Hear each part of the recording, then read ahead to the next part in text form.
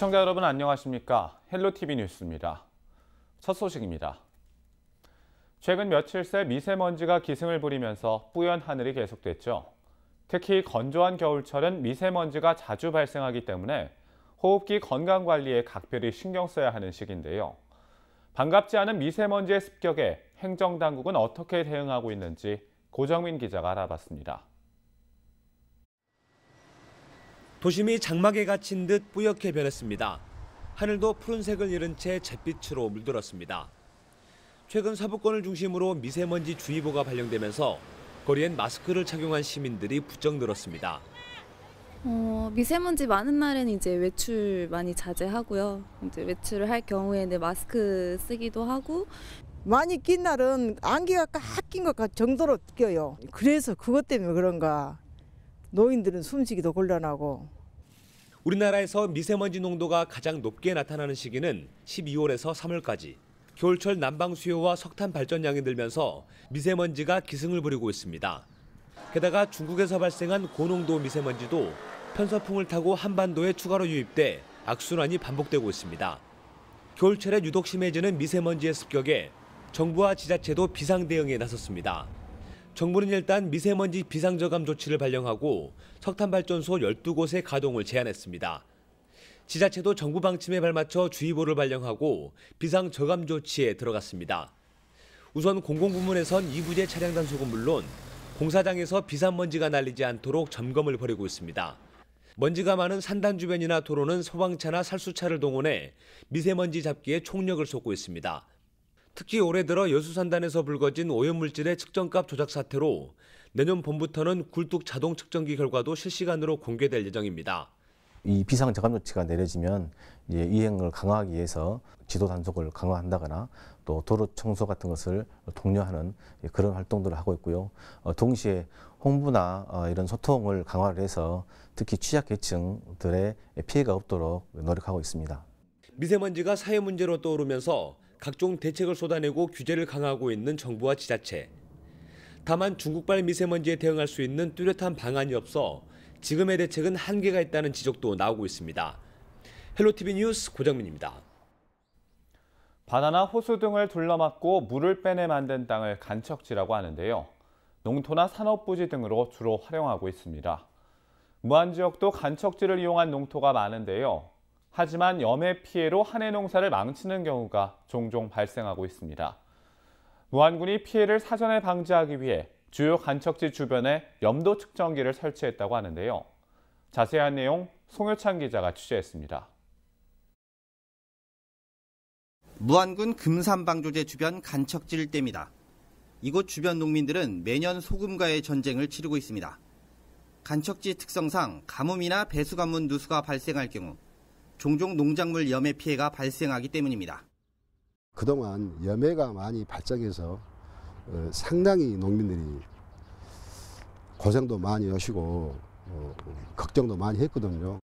염도 측정기에 따라서 측정 양이 다르고 했기 때문에 애로사항이 상당히 많았습니다.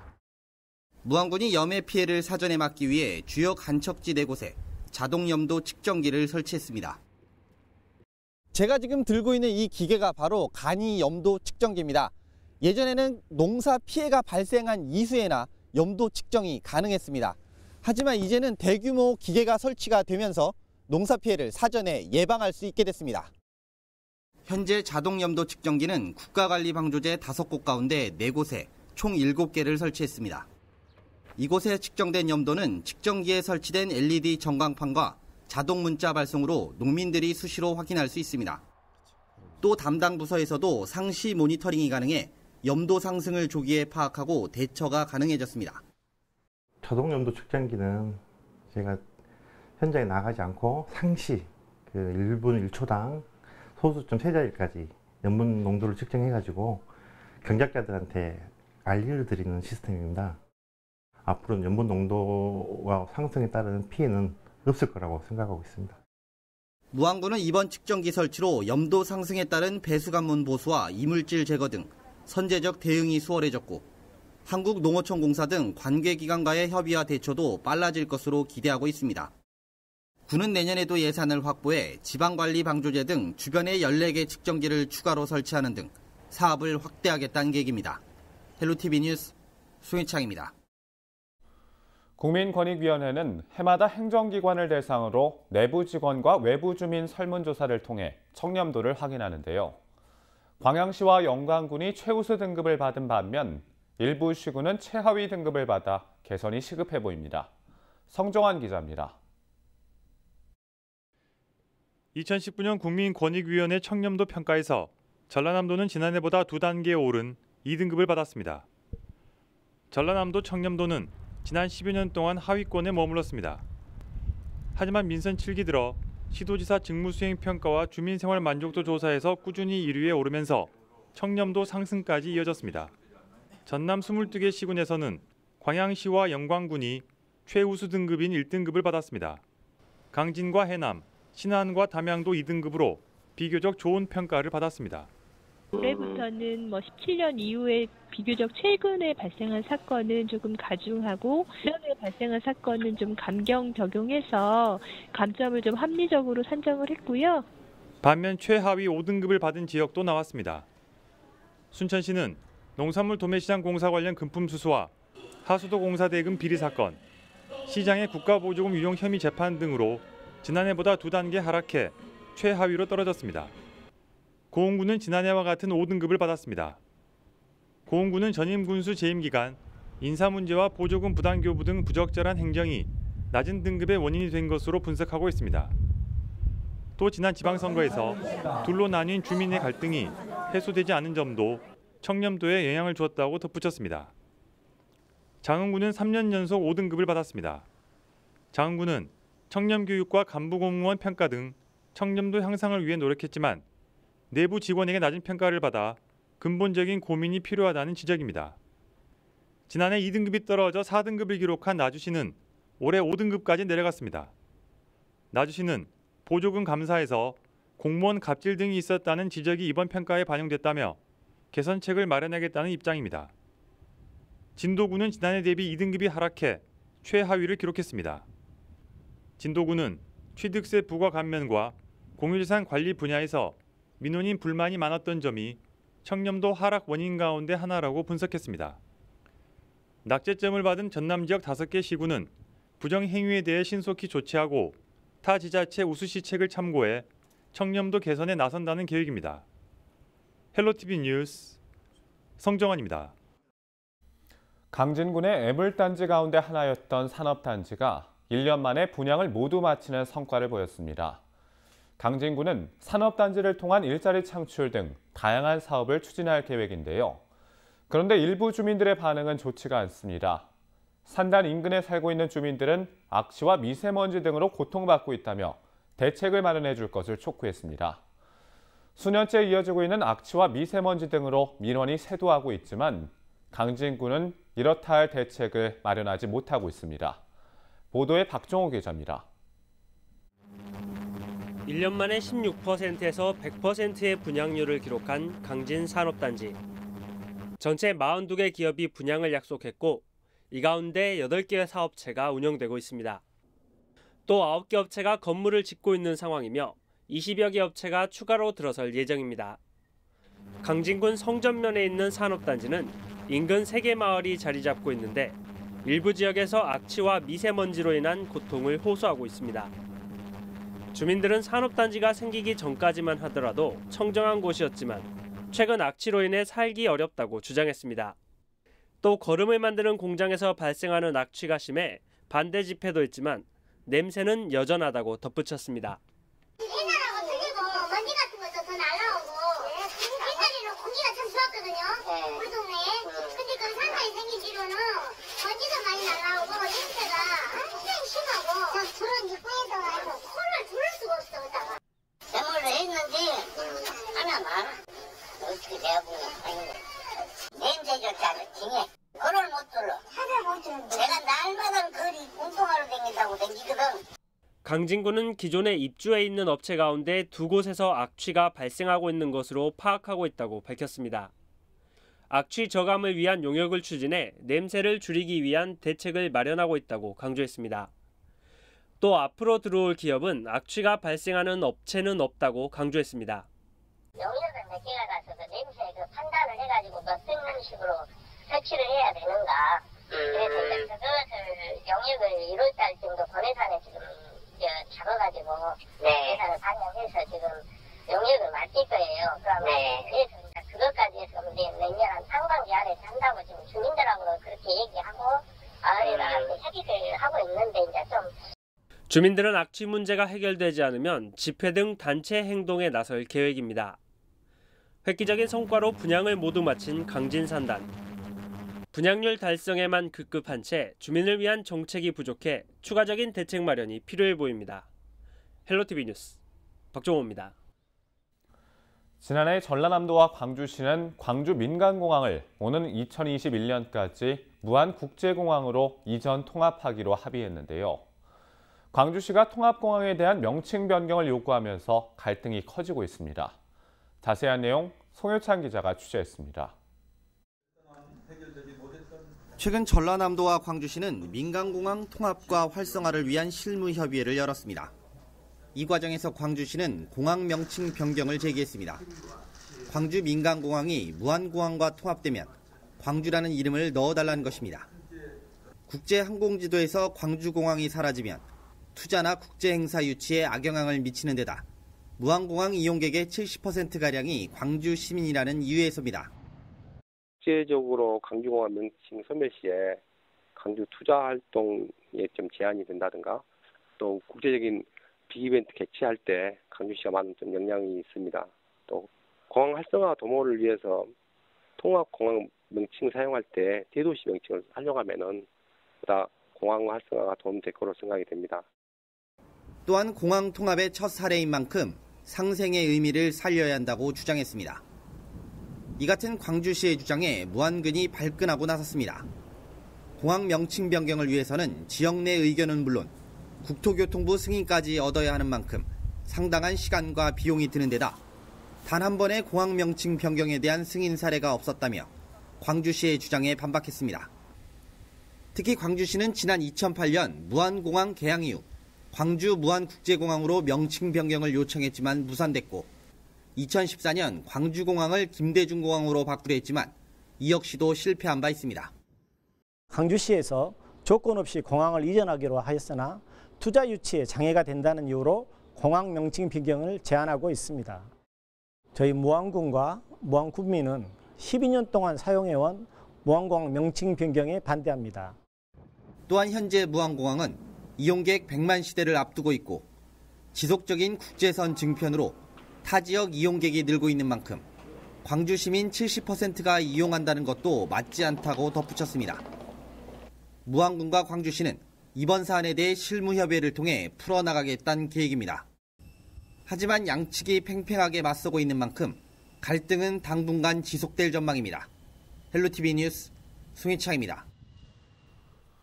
광양 알루미늄 공장 건립으로 인한 주민들의 환경오염 우려 문제 연속해서 보도해드렸었는데요. 수많은 논란 속에서도 광양 알루미늄 공장 건립 사업이 첫 삽을 떴습니다.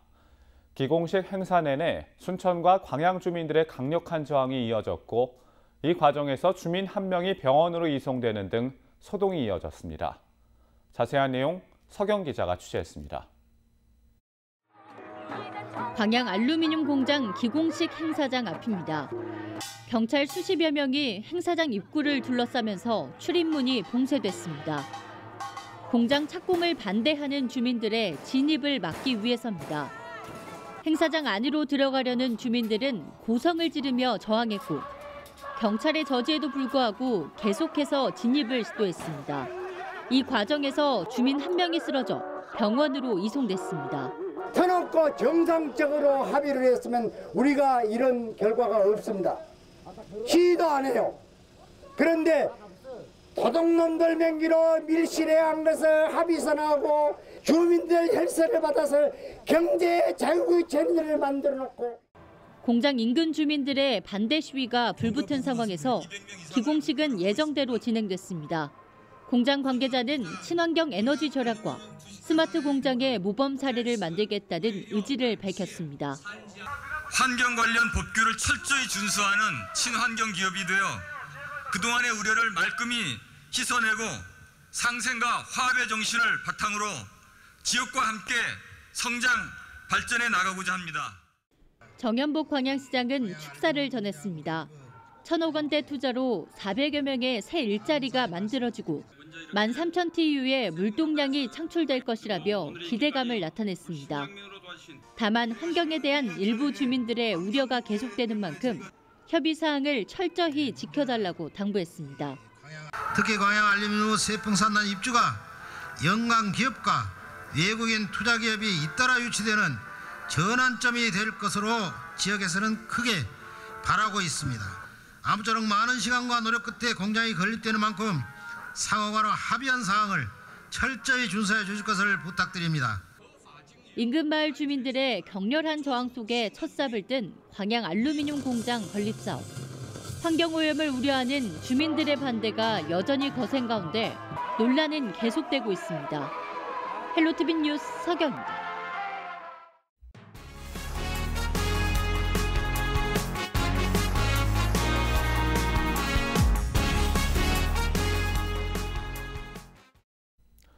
전라남도 국고지원 예산이 사상 처음으로 7조 원을 넘어섰습니다. 특히 사회 간접 자본인 SOC 예산의 경우 신규 사업 12건 495억 원이 반영되는 등 지난해보다 813억 원이 늘어난 50건 1조 2천억 원으로 증가했습니다. 국회 본회의를 통과한 2020년 전남의 정부 예산은 모두 7조 1,896억 원입니다. 지난해보다 3,792억 원, 정부 예산안보다 4,635억 원이 늘어난 규모입니다. 특히 국회 심의 과정에서 정부안에 포함됐던 핵심 사업 26건이 새롭게 반영되면서 예산이 늘어난 것으로 전라남도는 파악하고 있습니다. 전라남도는 이번 예산 확보로 전남의 핵심 사업인 블루 이코노미 사업이 본격화할 것으로 기대하고 있습니다. 사업별로는 경전선 전철화 사업 중 보성에서 순천 구간 사업과 광양항 항만 배후단지 확대 지원 사업, 아열대작물 실증센터 구축과 무안공항 활주로 연장 사업 등이 포함됐습니다. 목포시가 1,000만 관광객 유치를 목표로 다양한 시책을 추진하고 있는데요. 지난 4월부터 운영된 웃음 택시를 이용한 관람객들의 만족도가 비교적 높은 것으로 나타났습니다. 목포시가 지난 10월부터 2달 동안 실시한 웃음 택시 만족도 평가에서 웃음 택시가 일반 택시보다 만족스럽다는 답변이 70%를 차지한 것으로 나타났습니다. 목포시는 설문조사를 토대로 내년에는 웃음 택시 20대를 추가로 선정해 운영하기로 했습니다. 내년도 어촌뉴딜 300사업 신규 대상지로 전남 지역 37곳이 선정됐습니다. 어촌뉴딜 사업은 정부와 해당 지자체가 예산을 들여 낙후된 어촌의 생활 인프라를 개선하고 지역의 자생력을 강화하는 사업입니다. 해양수산부는 내년도 사업 공모를 실시했는데요. 그 결과 11개 시도와 58개 시군구 250곳에서 신청했으며 대상지에 대해 민관 합동평가단을 구성해 서면평가와 현장평가, 종합평가를 거쳐 최종 120곳이 선정됐습니다.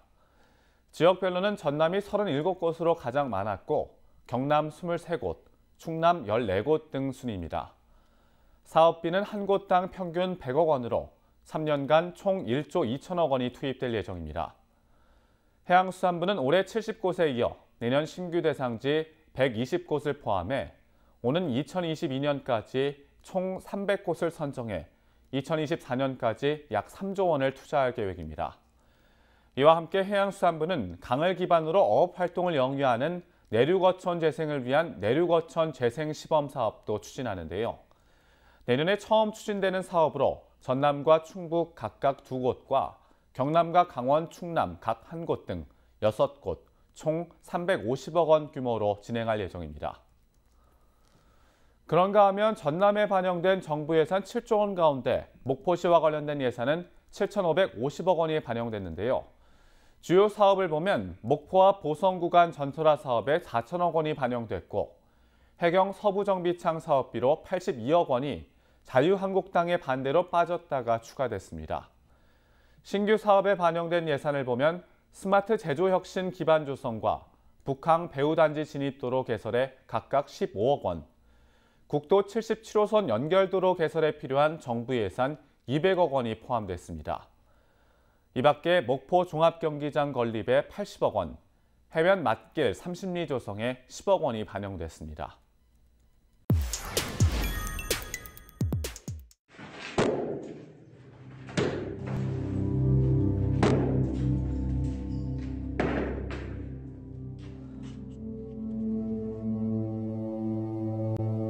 당시에 1930년이란 말이에요. 수작업을 통해서 정과 망치로 이 안반 터널을 뚫었다. 그 열악한 환경에서 12시간 노동을 한다는 거. 그것도 제대로 먹지도 못한 상황에서. 차를 타고 1분이면 지나는 터널. 이곳은 우리나라에서 가장 오래된 터널이자 유일한 자연 안반 터널, 여수 말해 2터널입니다. 1929년 일제강점기, 일제는 말해산을 뚫는 터널을 만들기 위해 조선인과 중국인을 강제 동원합니다. 오로지 일제가 쌀과 면화를 수탈할 목적으로 광주와 여수를 잇는 광려선 개통공사에 인력을 투입한 겁니다. 여수 사람과 함경도 사람, 평안도 사람과 중국인 노역자들 3천여 명 이상이 말해터널 공사에 대거 투입됐습니다. 이 곡창지대의 수탈을 목적으로 만들어진 철도입니다. 그 철도의 하나의 구리고. 그래서 1930년 이 전라도 땅에서는 쌀과 함께 면화가 많이 재배됩니다. 이 말해터널은 일제가 한반도의 수탈을 상징한다고 보시면 될 겁니다. 전문적인 건설 장비는 없었습니다. 쇠망치와 정만 쥐어준 채 혹독한 노역이 시작됐습니다. 이들은 쇠망치와 맨손으로 무려 1년 10개월여 만에 640여 미터 길이의 터널을 완성했다고 전해집니다. 현지 주민뿐 아니라 푸른 옷을 입은 중국인과 더러는 함경도, 평안도 사람들도 섞여 있었다. 이들이 기이한 구호를 외치며 안반에 정을 박는 모습 또한 구경거리였다. 하루 종일 쇠망치질을 끝내고 나면 노역자들의 손에는 임금 30전이 쥐어졌습니다. 임금은 현금이 아닌 전표로 받았는데 전표를 다시 현금으로 바꾸면 20전 정도였을 것으로 추정됩니다. 이걸 가지고 뭘 살 수가 없습니다. 실제는 임금이 30전이라 하더라도 이들이 쓸 수 있는 돈은 20전 정도밖에 안 됩니다. 이 돈으로 합숙소 생활하고 먹고 살기엔 너무너무 힘든 거죠. 고된 일을 마치고 돌아간 합숙소에서조차 이들은 편하게 쉴 수 없었습니다. 늘 부족한 식량 때문에 조금이라도 더 먹기 위해 싸워 이겨야만 했던 겁니다. 이들이 합숙하는 한바에는 싸움이 그칠 날이 없었고 특히 중국인들은 괴질에 걸려 죽어가는 자가 많았다. 오전으로 내려오는 걸 뭐 그 질것에서 보지도 않고 먼 강에서 봐도 많이 내려왔다란다고 그래. 그때는 교통편이 다 불편하게 대부분 걸어다니는 사람들이었었거든. 그렇게 걸어다닐 때는 꾸준히 내려와갖고 올라갈 때는 저녁에 올라가서 그런가 많이 죽어서 그런가 하여튼 올라가는 거는 별로 안 배긴다고 그래. 그러니까 많이 죽었지 않냐 그 노인 할아버지들 이야기가 그러더라고. 물건 땅에다 묻는데 땅에다 묻어. 그래갖고 죽어버리는 거냐 그 돈을 쓱 갚는 거예요. 이게 그 우리 부모들 그 이거더라니까. 전체 길이 640m, 높이 4.3m. 이 거대한 터널 곳곳에는 조선인과 중국인 강제 노동자, 그들의 피와 땀, 눈물, 그리고 한이 서려 있습니다. 쇠망치질 흔적이 빼곡하게 남은 외벽. 노역자들이 일제로부터 당한 핍박과 고통의 신음을 가늠케 합니다. 오늘도 우리는 이 어두운 터널을 지납니다. 터널에 민낯이 드러내놓고 있는 치욕과 아픔의 역사. 현존하는 일제강점기 강제노동의 현장을 우리는 어떻게 마주해야 할까요?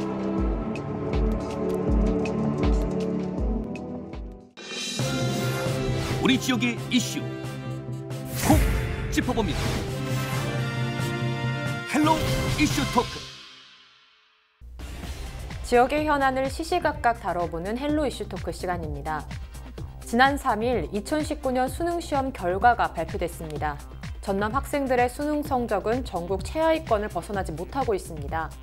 전남은 몇 년째 수능 성적이 최하위권을 지키고 있어 신중한 대책들이 요구되는 상황인데요. 특히나 수시 비중이 높은 특성상 정시 전형이 불리한지도 알 수 있습니다. 전 대학교 입학사정관으로도 계셨던 이혁재 전남도의회 교육위원 모시고 이야기 나눠보겠습니다. 안녕하십니까? 네, 안녕하세요.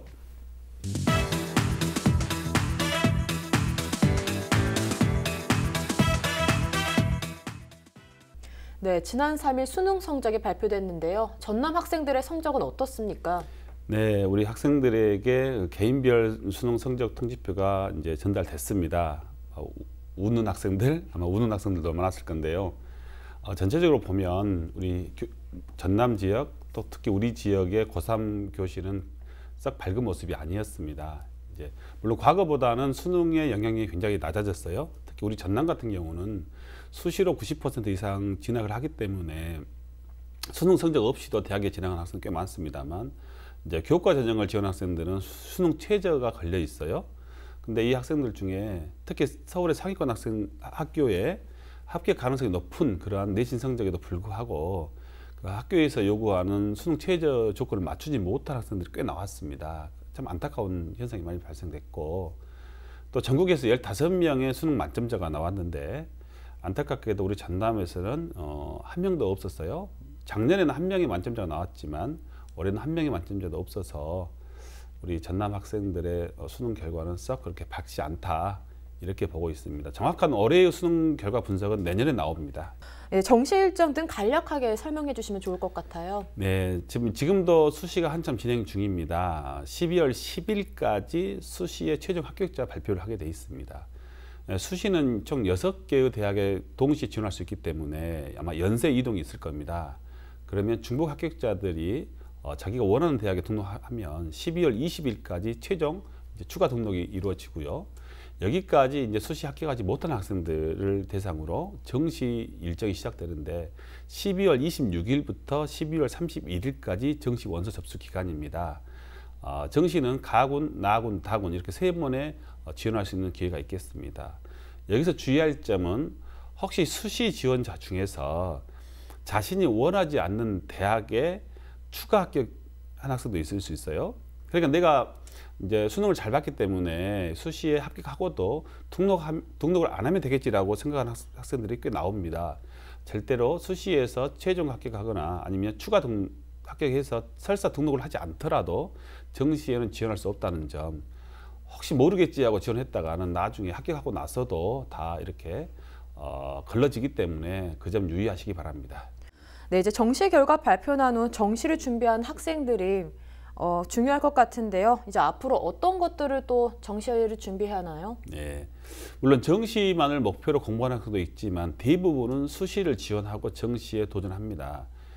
정시에 도전한 학생이라고 하면 수시에서 불합격했다는 학생들입니다. 그러면 정말로 불안해하죠. 초조할 겁니다. 왜냐하면 수시에 6군데 지원해서 다 불합격했기 때문에. 그렇기 때문에 불안한 마음에 너무 하향 지원해서 나중에 또 후회할 수도 있어요. 그러니까 3번의 기회가 있지 않습니까? 그러니까 한 군데는 정말 자기가 가고 싶지만 약간 불안한 학교, 상향 지원이라고 하거든요. 상향 지원을 하고, 두 번째는 정말 내 성적과 비슷한 유형대의 어떤 그러한 적정 지원, 그리고 혹시 정말로 재수를 하기 싫은 학생 같은 경우는 하향 안전 지원하는, 이렇게 3가지 전략을 짜는 게 가장 합리적인 방법 같습니다. 네. 네, 이런 부분들에 대해서 학교나 또 교육청에서도 학생들을 위해서 뭐 설명회 같은 걸 하고 있긴 한가요? 네, 물론입니다. 정시는 수시와 달리 예전에 학력고사나 수능처럼 정확한 통계에 의해서 당락이 좌우됩니다. 그러니까 예년에 그러한 대학의 학과의 합격선이 어느 정도 나와 있어요. 그리고 대교협, 대학교육협의회하고 우리 전남교육청에서도 수십 년간의 정확한 통계를 각 학교에 이렇게 보내줍니다. 그러니까 이 방송을 보고 계시는 우리 고3 수험생이나 학부모 여러분께서는 절대 어떤 사교육 업체에 의존할 필요 없습니다. 학교에서 가지고 있는 데이터가 가장 저는 정확하다고 판단합니다. 학교의 담임 선생님이나 진학부장 선생님, 또 정 불안해하시면 저희 전남도교육청의 본청에서도 진로 진학팀에서 상담을 해주고 있거든요. 네, 그런데 이제 사실 전남이 몇 년째 수능 성적 최하위권을 벗어나지 못하고 있지 않습니까? 이 부분에 대해서도 좀 말씀해 주시죠. 네, 저도 이제 계속해서 이 부분을 지적을 하고 있는데 좀 안타깝습니다만 그럼에도 불구하고 계속 이런 말씀을 드리는 이유는 우리가 좀 더 아프더라도 상처를 드러내야 더 낫지 않겠습니까? 사실 지난 3일, 12월 3일에 전년도 수능 성적을 결과 분석을 발표했습니다. 그러니까 매년 수능을 치르고 나면 한국교육과정평가원에서는 정확한 분석, 유형별 분석, 지역적 분석들을 해서 다음 년도 10월경에 보통 발표를 합니다. 올해는 다소 늦었거든요. 제가 이제 살펴봤습니다. 그러니까 전국적인 데이터 속에서 우리 전남 것만 다시 제가 또 분석을 해서 이제 발표를 했는데요. 안타깝게도 전남의 수능 성적을 보면 전국에 17개 시도가 있어요. 그 중에서 우리 국어 같은 경우는 국어가 이제 요즘 표준 점수라고 하거든요. 표준 점수의 전남 평균이 94.7점입니다. 그런데 전국 평균은 97.7점이었고 이제 서울 같은 경우는 100점이 넘었어요. 순위를 굳이 따지자면 17개 중에서 국어는 16등입니다. 그 다음에 수학은 가형, 나형이 있습니다. 가형 같은 경우는 주로 이제 이과생들이 주로 보는 좀 어렵습니다. 그런데 우리 전남이 89.4점이에요, 평균이. 그런데 전국 평균은 97.5점, 서울은 무려 102.9점입니다. 그러니까 수학 가형 같은 경우는 서울이나 전국 평균에 비해 월등히 현저하고 등수로도 보면 17개 시도 중에서 17위입니다. 수학 나형 역시 이제 17개 중에서 16번째였고요. 영어 같은 경우는 영어는 워낙 사교육을 많이 유발하기 때문에 좀 사교육을 경감하기 차원에서 90점 이상이면 모두 1등급을 주는 절대평가로 바꿨습니다. 80점 이상이 2등급인데요. 그러니까 1등급을 맞는 비율이 몇 %인가를 보면 우리 전남의 순위를 알 수 있는데 우리 전남이 1등급 비율이 그러니까 90점 이상을 맞은 학생이 2.4%가 90점 이상을 맞았어요. 그런데 서울 같은 경우는 무려 6.6%가 1등급. 전국 평균도 4.1%. 그러니까 우리 전남은 전국 평균의 절반 정도밖에 1등급을 맞지 못했다. 그리고 영어도 거의 최하위권이다. 그러니까 주요 과목들이 다 최하위권에 이렇게 있어서 참 좀 수능 성적만 따져서는 전남이 거의 꼴찌 수준이다. 이렇게 보면 될 것 같습니다. 네, 이야기를 나누다 보니까요. 아무래도 이런 사교육 여건이 좋은 대도시가 좀 높게 나타나는 건 사실인 것 같아요. 네, 이건 분석에서 나왔지만 지금 이제 남학생보다는 여학생이 좀 더 높게 나왔고 또 중요한 말씀하셨는데 읍면 지역보다는 대도시의 수능 성적이 월등히 높게 나왔습니다. 또 재학생보다는 졸업생의 졸업생이라는 부분은 재수생입니다. 재수생의 성적이 또 월등히 높게 나왔고 또 공립학교보다는 사립학교가 또 수능 성적이 높게 나왔고 공립학교보다 사립학교가 더 높은 점수가 나왔다 뭐 이렇게 말씀해 주셨는데요. 그럼 이러한 이유들이 좀 있을까요? 물론 이제 무엇보다도 이제 사립학교 같은 경우는 공립학교에 비해서 학력을 굉장히 중요시하는 부분이 없지 않아 있습니다. 그러니까 사립학교는 어떤 대학 입시의 결과가 학교의 어떤 명운을 좌우한다는 그런 강박관념이 없지 않은 것이 사실입니다. 그렇기 때문에 학교 차원에서 또 이제 그 재단 차원에서 강하게 좀 우리 선생님들을 좀 압박하는 게 사실입니다. 그리고 저도 항상 이 부분만큼 없애려고 하는데 솔직히 말씀드려서 사립학교의 최상위권 학생들을 좀 집중 관리하는 또 경향이 있어요. 또 이런 최상위권 학생들이 좋은 결과를 또 보이기도 하고요. 이러한 어떤 그러한 전체적인 사립학교의 좀 타이트한 학교 운영이 대학 입시에서 좀 더 공립학교보다 또 겉으로 보기엔 더 나은 결과가 나왔지 않나 싶고요. 또 공립학교 같은 경우는 이제 또 교육부 방침을 절대적으로 준수하는 경향이 좀 높습니다. 그러니까 요즘 학교 현장이 많이 바뀌지 않았습니까? 자율적인 어떤 학사 운영이라든지 또 학생 스스로 할 수 있게끔 많이 하는데 이런 차이점 때문에 사립학교가 공립학교보다는 좀 더 입시 결과만 보면 좀 높게 나온다. 이렇게 저는 자체 판단을 하고 있습니다. 네, 이제 전남 공립학교에서도 좀 성적이 좀 높을 수 있도록 교육청에서도 많은 지원과 관심이 필요할 것 같아요. 네, 그렇게 이제 갈 겁니다. 왜냐하면 지금 수시와 정시로 구분되어 있었는데 그동안 우리 전남 같은 경우는 수시 체제에 학교 교육 과정이 많이 맞춰져 온 게 사실입니다. 그러니까 수시의 특성을 보면 수시는 주로 이제 내신 성적은 그 단일 학교의 학생들끼리 서로 경쟁하는 거지 않습니까? 내신 성적 위주에다가 이제 다양한 학교 생활, 그러니까 비교과 활동이라고 보통 그러거든요. 동아리 활동, 봉사 활동, 또 뭐 창체 활동이라고 하는데 독서 활동 이런 것들을 포함해서 비교과 활동이라고 하는데 이런 것들을 주로 했었어요. 이제 이 이유는 뭐냐면 갈수록 수시가 확대되었고 또 우리 전남 학생들이 그 수능 시험에서는 좀 불리하지만 수시는 정말 학교 생활 열심히 하면 좋은 대학 입시 결과 나왔기 때문에 그 체제에 맞춰서 해왔습니다. 특히 이제 공립학교를 더 맞췄겠죠. 그런데 이제 정부의 그 기조가 정시를 확대하겠다 이미 확정되었어요. 2022학년도부터는 뭐 40% 이상 이렇게 확대될 겁니다. 그러면 이제 우리 전남의 공립학교도 이제 그동안 수시에 올인했다면 이제는 어느 정도의 비율은 정시 체제에 맞춰야 될 겁니다. 우리 전남교육청 본청에서도 교육과정과에서도 그런 쪽으로 계획을 잡고 있고 이제 앞으로 그렇게 변할 거라고 생각합니다. 네, 그렇군요. 그런데 이제 수능 성적이 전남이 이제 낮은 거는 꽤 몇 년 전부터 있었던 일인데요. 대책 마련이 잘 안 돼서 계속 이런 상황이 일어나는 거 아니냐 하는 우려도 나타나고 있는데 어떻게 보십니까? 물론 이제 수능에 약간 소홀한 건 사실입니다. 그렇지만 이제 우리가 그 수능 성적은 최하이지만 그렇다고 해서 그 대학 진학의 성적은 저는 절대 최하위라고 보지 않습니다. 가령 예를 들어서 이제 어제 서울대학교의 합격자 발표를 했어요. 올해 합격자 발표를 했습니다. 이제 바로 본청에서 저에게 연락이 왔는데 예를 들어서 작년도에는 수능 꼴찌였어요. 작년도에는 물론 서울대학교가 모든 기준은 아니지만 서울대학 합격자를 보면 최초에 49명이 합격했습니다. 전남에서. 그런데 올해는 벌써 최초에 62명이 합격을 했어요. 그러니까 수능 성적은 최하위였지만 서울대만 보면 최초 합격자가 13명이 늘었습니다. 이 얘기는 무슨 말씀이냐면 우리가 수능보다는 수시의 어떤 전형의 전략에 맞게 그동안 해왔다는 것이죠. 그 대표적인 게 올해 진로진학센터가 권역별로 설치가 됐고 또 각 학교의 어떤 비교과 활동에 대한 프로그램 지원이 강화되어 왔었습니다.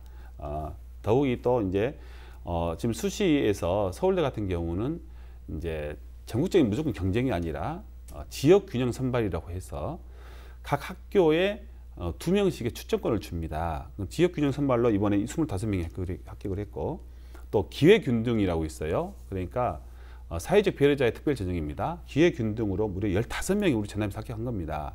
그 다음에 그냥 전국적인 학생들 경쟁하는 일반 전형으로는 22명밖에 합격을 하지 못했어요. 그러니까 수시 제도 속에서 어떤 지역을 고려하고 또 계층을 고려하는 그런 전형들을 저희가 상당히 활용을 해서 지금까지 대학을 가왔다는 점입니다.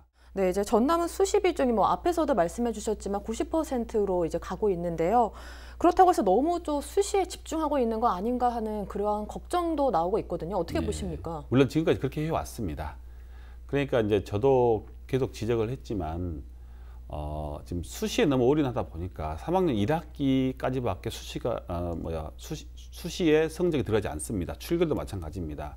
그러면 3학년 1학기 기말고사 끝나는 순간 우리 전남의 대부분 학생들은 이제 끝났다 이런 해방감에 젖어서 수능 시험도 거의 포기하는 학생들 굉장히 많습니다. 이런 결과가 결국 수능 꼴찌로 나오는 겁니다. 그래서 이제 앞으로는 물론 그렇다고 해서 수시를 절대 소리하면 절대 안 됩니다. 그러니까 정시가 40% 이상 확대되더라도 절반 이상은 계속 수시로 뽑지 않습니까? 그러니까 그동안 해왔던 이제 수시 노하우가 어느 정도 학교마다 쌓여 있어요. 그러니까 이런 노하우는 처음에는 힘들었지만 이제는 안정됐기 때문에 그 다음 입학생들에게 그대로 전수하면 되지 않습니까? 이제 우리 학교가 이제 정시 대비에 좀 더 초점을 맞춘다면 수시와 정시가 고루 균형이 있는 그러한 대비가 된다면은 더 나은 결과가 나오지 않을까 저는 그런 기대도 솔직히 해봅니다. 예. 네. 그런데 이제 앞에서도 좀 말씀해 주셨듯이 정시 확대가 되면서 정시 확대에 필요한 이제 대책들이 마련하고 있다고 하고 또 마련하실 거라고 말씀해 주셨는데요. 어떤 이제 대책을 마련하실 건지 좀 구체적으로 말씀해 주시면 좋을 것 같아요. 네. 우리 이번 교육위원회에서도 올해 행정감사 때 가장 역점을 둔 부분이 정시 확대에 따른 전남교육청의 대책을 내놔라 이거였습니다. 우리 전남교육청에서는 이미 각 일선 학교에서 가장 베테랑 선생님들 또 본청의 진로 진학팀 중에서 전문가 선생님들 모시고 TF팀을 이미 꾸렸습니다. 그래서 어떻게 하면 우리 전남의 어떤 정시를 대비할 수 있을까 지금 방안을 연구 중에 있고요. 구체적인 대안으로 엊그제 또 발표를 했어요. 첫 번째가 방과 후에 우리 개인별 맞춤형 수업을 강화시키겠다. 두 번째가 특히 전남 같은 경우는 73% 이상이 농어촌 학교입니다.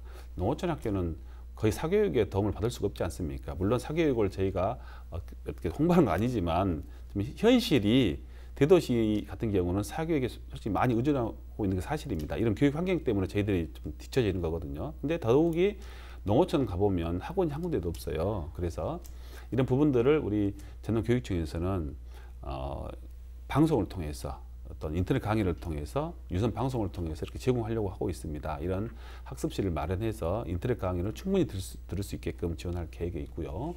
또 각종 사업들이 있습니다. 교육청 내 사업들이 있는데 그동안 수시에 초점을 맞췄던 사업들을 이제 정시에 맞춰서 이렇게 공동교육과정 등이라든지 또 외부 강사를 초빙해서 공교육 내에서 이렇게 어떤 수능 문제풀이 꼭 문제풀이가 아니지만 수능을 대비할 수 있는 그런 학습을 제공한다든지 이런 다양한 대책들을 지금 마련 중에 있습니다만 무엇보다도 중요한 것은 수능 시험은 단기간에 절대 되지 않습니다.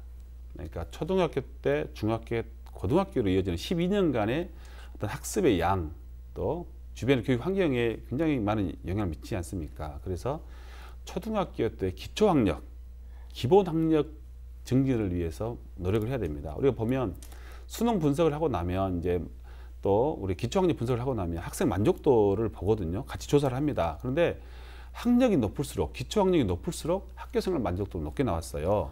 초등학교 때도 마찬가지입니다. 그래서 학교생활이 즐거워야 학생들이 공부를 더 열심히 할 거 아닙니까? 그러니까 초등학교 때부터 기초학력 부진 학생들을 집중 관리해서 모든 학생들이 공부에 흥미를 가질 수 있게 만들어야 되고요. 두 번째가 수능은 가장 기본이 저는 독서라고 봅니다. 얼마나 많은 독서를 했냐에 따라서 이제 국어도 독해력이고요. 영어도 마찬가지입니다. 영어도 독해력이 높아야 문제를 잘 풀 수 있고 수학이나 과학도 문제 이해력이 높아야 문제를 잘 풀 거 아닙니까? 이것의 기본은 결국 전 독서라고 봅니다. 네, 이야기를 나누다 보니까요. 가장 인상 깊었던 게 학생들이 학교 생활을 즐겁게 해야지 성적도 높아진다 이렇게 말씀해 주셨는데요. 이 부분들은 정말 공부만 중요시되는 요즘 사회에서 좀 많은 분들이 듣고서는 예, 그렇습니다. 그럴 것 같아요. 우리가 이제 아침에 정말 그 전날 자기 전에 내일 학교를 빨리 가고 싶다. 그러면 잠이 안 오는 경우도 있지 않습니까? 예를 들어서 저도 경험해 봤지만 내일 소풍 가는 날이다. 그러면 밤에 잠이 안 오지 않습니까? 그렇게는 아니더라도 정말 내일 학교 갔을 때 친구들하고 즐겁게 놀고 선생님하고 함께 웃으면서 공부하는 그런 학교 생활을 만들어야 아이들이 학교 가고 싶어 하고 또 학교 가서 또 즐겁게 공부도 하고 놀기도 하고 이런 것들이 반복돼야 되지 않겠습니까? 이런 학교 생활을 만드는데 사실은 우리 전남교육청이 가장 앞장서야죠. 네, 오늘은 전남 수능 결과 또 앞으로의 과제 등에 대한 이야기를 나눠봤는데요. 앞으로 이제 어떻게 해야 되는지 마무리 말씀해 주시면 좋을 것 같아요. 예, 이제 오늘은 수능 관련 주제이기 때문에 저는 학교의 가장 기본 업무라고 해야 되나요? 아니면 학교 선생님들의 임무라고 해야 되나요? 학생들에게 지적 능력을 키워주는 게 저는 학교의 기본이라고 봅니다. 물론 훌륭한 인성을 키워야 되고요. 또 다양한 활동들을 통해서 창의성도 길러야 되지만 물론 그 창의력도 결국은 기본 학력에서 나옵니다. 그러니까 학교의 역할의 주는 저는 공부다. 저는 이렇게 봅니다. 그러니까 또 우리 학부모님들도 학교를 보는 이유가 우리 자녀들이 정말 학교에서 열심히 공부하고 열심히 또 인성 갖춰서 더 나은 상급 학교 진학해 서 결국에는 자기가 원하는 직업을 얻어서 사회생활을 하는 걸 원합니다. 학부모들이. 그러니까 수혜자 교육을 해야 되지 않겠습니까? 그래서 우리 전남도교육청이 너무 공부 그러면 너무 옛날식 교육 아니냐라고 생각하는 분들도 계십니다. 선생님들 중에서. 그런데 절대 그게 아니다.